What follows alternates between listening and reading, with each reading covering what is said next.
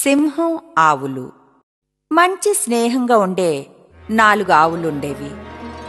అవి ఎప్పుడూ కలిసే ఉండేవి. మేత మేయడానికి వెళ్ళినా లేదా నిద్రపోయినా సరే. అందుకని వాటి శత్రువులకు వాటిపై దాడి చేయడం చాలా కష్టంగా ఉండేది. సింహం చంపిన ఇతర జంతువులు కళేబరాలను తినే నక్కకు సరిగ్గా తిండి దొరికేది కాదు. అందుకని అనుకుంది, వీటి ఐకమత్యాన్ని విరగొట్టడానికి నేను ఏదో ఒకటి చెయ్యాలి. అలా అనుకుని అది ఒక్కొక్క ఆవుని కలిసింది. వేరే ఆవులు దూరంగా ఉన్నప్పుడు అది కలిసి చెప్పింది, అయ్యో పాపం, నీకు తెలుసా, నీ 3 మిత్రులు నిన్ను వదిలేసి పక్కనున్న పొలంలో గడ్డిని తినడానికి వెళ్లాలనుకుంటున్నాయని. ఆ మాటలు విన్న ప్రతి ఆవుకి కోపం వచ్చింది.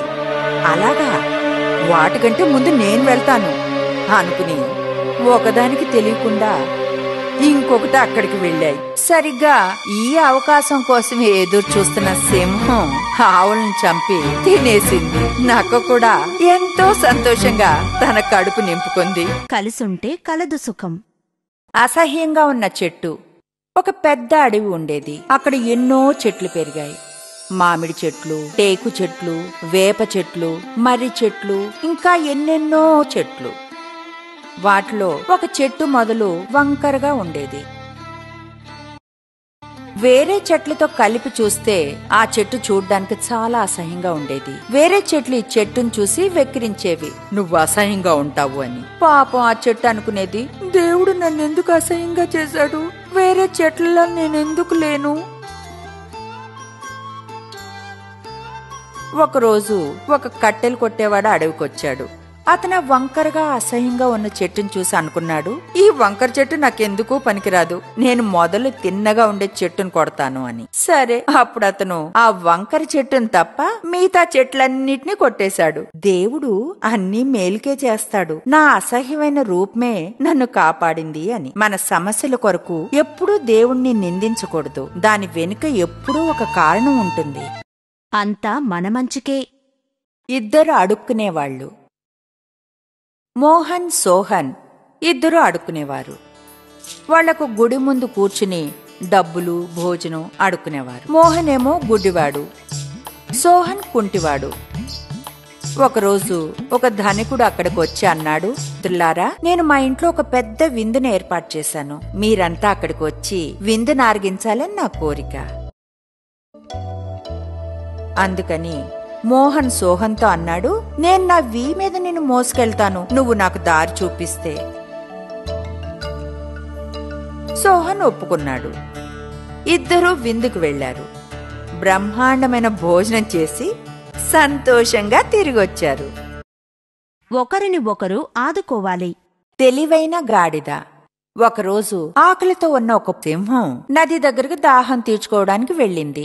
ఒడ్డుకు అవతలి వైపున ఒక గాడిద కూడా నీళ్లు తాగడం అది చూసింది. మధ్యాహ్నం భోజనానికి గాడిదను తినాలనుకున్న సింహం ఒక ప్లాన్ వేసింది. సింహం అంది, చూడండి గాడిద గారు, నదికి అవతలి వైపున గుర్రాలేమైనా ఉన్నాయా? నాకు వాటి పాట వినాలని ఉంది.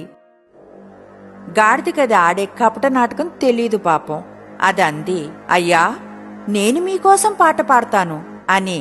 అది దాని కళ్ళు మూసుకుని అరవడం ఆరంభించింది. సింహం గాడిదను వెంటనే పట్టేసుకుంది.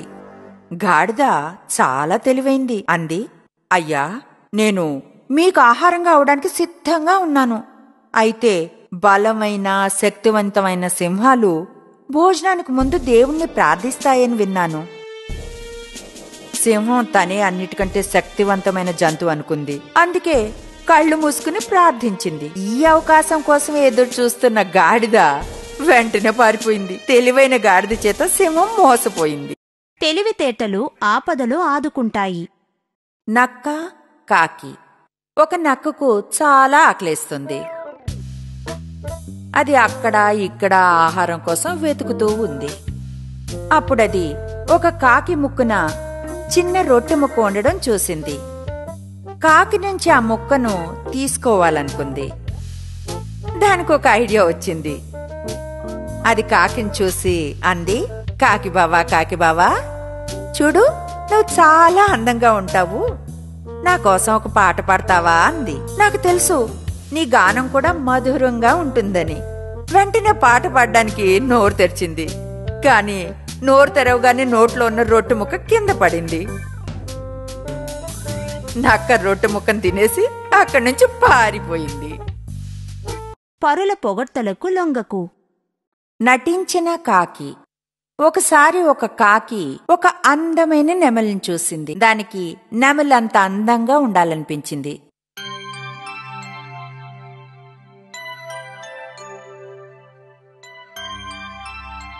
అందుకని అది కొన్ని నెమలీకల్ని చేర్చి తన ఒంటికి అతికించుకుంది. అది వింతగా కనిపించిందప్పుడు.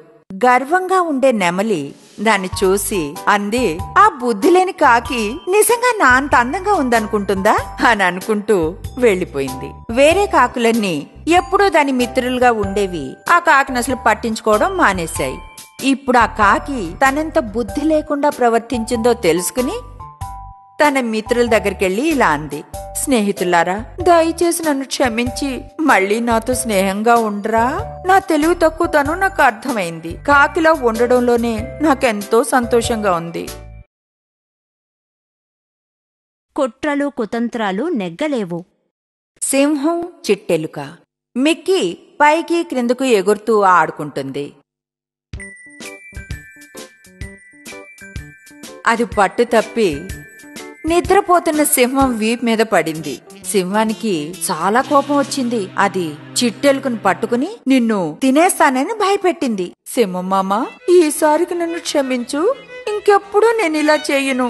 నీకు అవసరమైనప్పుడు నేను సహాయం చేస్తానులే. ఆ చిన్న ప్రాణిని చూస్తే సింహానికి జాలేసింది. అందుకని దాన్ని వదిలేసి అనుకుంది, ఈ చిట్టెలుక నాకేం సహాయం చేయగలదు? కానీ కొన్ని రోజుల తర్వాత ఎలుక సింహం వేటగాని వల్ల చిక్కుకుని ఉండడం చూసింది. వెంటనే అది తన పదునైన పళ్లతో వలను కొరికి సింహాన్ని రక్షించింది. ఆకారం చూసి అంచనా వేయకు. తెలివైన టోపీల వర్తకుడు. ఒకరోజు టోపీలు అమ్ముకునే ఒక బీదవాడు ఒక చిన్న గ్రామంలో తన టోపీలు అమ్ముకుంటున్నాడు. అతనెంతో అలసిపోయాడు. అందుకని టోపీల మూటను క్రింద పెట్టి ఒక చెట్టు క్రింద నిద్రపోయాడు. అతను నిద్రపోతున్నప్పుడు చెట్టు మీదున్న కోతులు క్రిందకి దిగి మూటను విప్పి టోపీలు పెట్టుకున్నాయి. కొంచెం సేపటి తర్వాత టోపీలు అమ్మేవాడు లేచి చూస్తే కోతులు టోపీలు తీసుకుపోయాయని తెలుసుకున్నాడు. అతను అరిచాడు, ఏయ్, ఆ టోపీలు నావి, దయచేసి ఇచ్చేయరా. కోతి తిరిగి అతని మీద అరిచింది. దానితో అతనికి ఐడియా వచ్చింది. అతను వెంటనే తన టోపీని తీసి నేలకేసి కొట్టాడు. కోతులన్నీ వాడి తల మీద ఉన్న టోపీలను తీసి నేలకేసి కొట్టాయి. టోపీలు వాడు సంతోషంగా టోపీలన్నిటినీ తీసుకుని మూట కట్టుకుని వెళ్లిపోయాడు. సమయస్ఫూర్తి విజయం సాధిస్తుంది. నక్క ద్రాక్షపళ్ళు. జాకీ ఒక తోటలోకి వెళ్ళింది. అక్కడది ఒక కొమ్మకు ద్రాక్షపళ్ళు వేళ్లాడడం చూసింది. దాని నోట్లో నీళ్లు రాయి. ద్రాక్షపళ్ళు బాగా తీయగా ఉంటాయి. బా, తినాలని కోరికగా ఉంది అనుకుంటూ పైకి ఎగిరింది వాటిని అందుకోవడానికి. కాని అందుకోలేకపోయింది పాపం. మళ్లీ ఎగిరింది, కాని దెబ్బ తగిలించుకుంది. అందుకని ఇలా అంటూ వెళ్లిపోయింది, అయ్యో, ద్రాక్షపళ్ళు పుల్లుగా ఉన్నాయి. అవు నేను తినలేను బాబూ. అందని పళ్ళు పులుపు. రెండు కాకులు. ఒకప్పుడు రెండు కాకులు భోలు గోలు తమ గొప్పతనాన్ని నిరూపించుకోవడానికి పోట్లాడుకుంటున్నాయి. భోలు అంది, నేను నీకంటే గొప్పదాన్ని, పోల్చి చూస్తే నీకంటే నేను పెద్దగా ఉంటాను కనుక అంది. గోలు అంది, కాదు, నీకంటే నేను పెద్దదాన్ని కనుక నేనే గొప్పదాన్ని. అవి రెండూ సవాల్ చేసుకున్నాయి, ఎవరు గొప్పవారో తేల్చుకోవడానికి. ఒక సంచి నిండా ఏదైనా పోసి దాన్ని ముక్కుతో పట్టుకుని ఎవరైతే పైకి ఎగరగలరో వాళ్లే గొప్పవాళ్లని. గోలు నీచమైన కాకి. అది తన సంచిలో దూది ఉండలు పెట్టుకుని బోలు సంచిలో ఉప్పు పోసింది. తరువాత రెండు కాకులు పైకెగిరాయి. కొంచెం సేపట్లో గోలు బోలు కంటే పైకి ఎగరగలిగింది. ఎందుకంటే సంచిలో ఎక్కువ బరువు లేదు గదా. కానీ బోలు సంచి బరువుగా ఉండడం వల్ల పాపం అంత పైకి ఎగరలేకపోయింది. కాకులు ఎగురుతుండగా వర్షం మొదలైంది. దూది ఉండలు నీళ్లలో తడిసి బరువెక్కాయి. ఇకపోతే ఉప్పు నీళ్లలో కరిగి కారిపోయి బోలు సంచి తేలికైపోయింది. ఇప్పుడు బోలు గోలు కంటే పైకి ఎగిరింది. అంటే పోటీలో గెలిచింది బోలునే.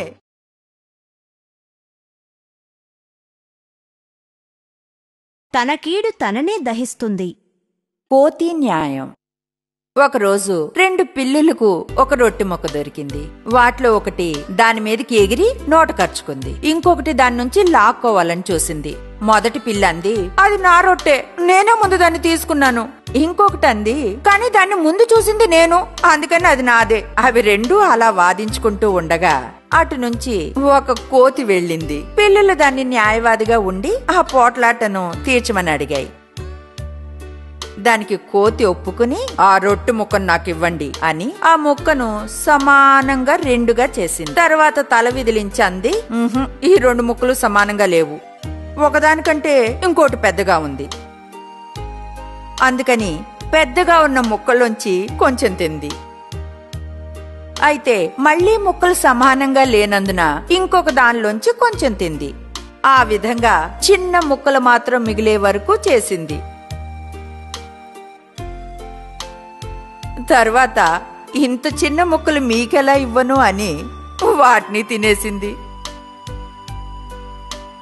పాపం ఆ పిల్లులకి ఇప్పుడు అర్థమైంది, ఇద్దరి పోట్లాట్లో ఎప్పుడూ లాభం మూడో వాందే అని. ఊరు ముక్కలైతే విరోధికి పండగ.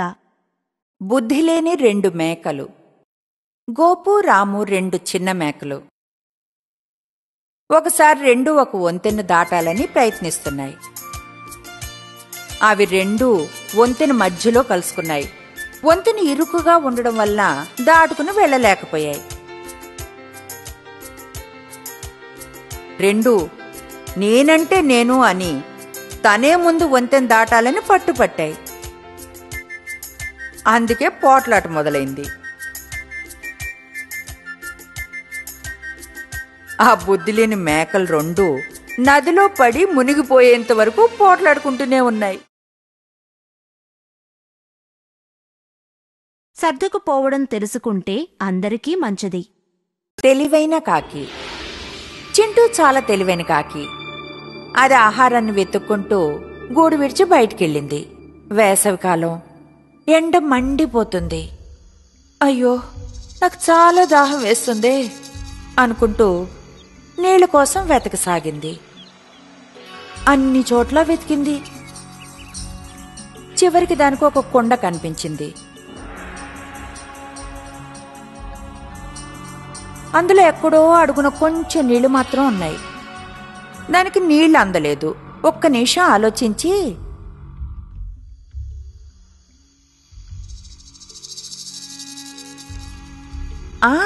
నాకు మంచి ఐడియా వచ్చిందని అనుకుని ఆ చుట్టుపక్కనున్న చిన్న చిన్న గులకరాళ్ళని తీసుకొచ్చి ఒకదాని తర్వాత ఒకటి నెమ్మదిగా నీళ్లలోకి వేసింది.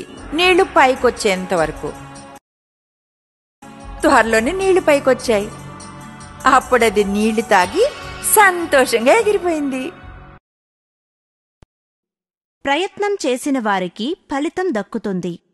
కుందేలు తాబేలు. ఒకరోజు ఒక కుందేలు ఒక తాబేలు పరుగు పందెం వేసుకున్నాయి. జంతువులన్నీ పందాన్ని చూడ్డానికి వచ్చాయి. కోతి గన్ని షూట్ చేయగానే 2 పరిగెత్తడం మొదలుపెట్టాయి. కుందేలు చాలా స్పీడ్గా పరిగెత్తింది. తాబేలును వెనక వదిలేసింది. నేనే పందెంలో గెలుస్తాను, తాబేలు వచ్చేప్పటికి ఇక్కడ కునుకు తీస్తాను అనుకుంటూ గడ్డి మీద పడుకుంది.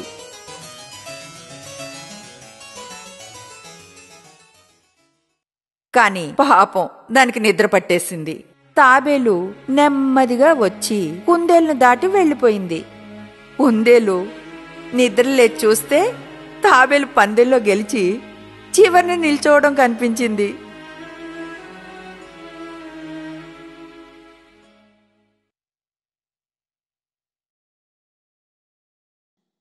సహనంతో లోకాన్ని జయించగలం. దురాశకల కుక్క. రోజర్ అల్లరి కుక్క పిల్ల. దానికి ఎముకలంటే చాలా ఇష్టం. ఒకరోజు అది దారిని వెళ్తుంటే దానికి మాంసంతో ఉన్న ఒక ఎముక దొరికింది. అది దాన్ని తీసుకుని అంది, ఆహా, నాకు ఇష్టమైంది నాకు దొరికింది అనుకుంటూ ఇంటికి తిరిగి వెళ్తుంది. దారిలో అది ఒక వంతెన మీద నుంచి వెళ్లాల్సి వచ్చింది. అది నీళ్లలోకి చూస్తే అందులో ఇంకో కుక్క నోట్లో ఎముకతో ఉండడం చూసింది. రోజర్కి దురాశ కలిగింది.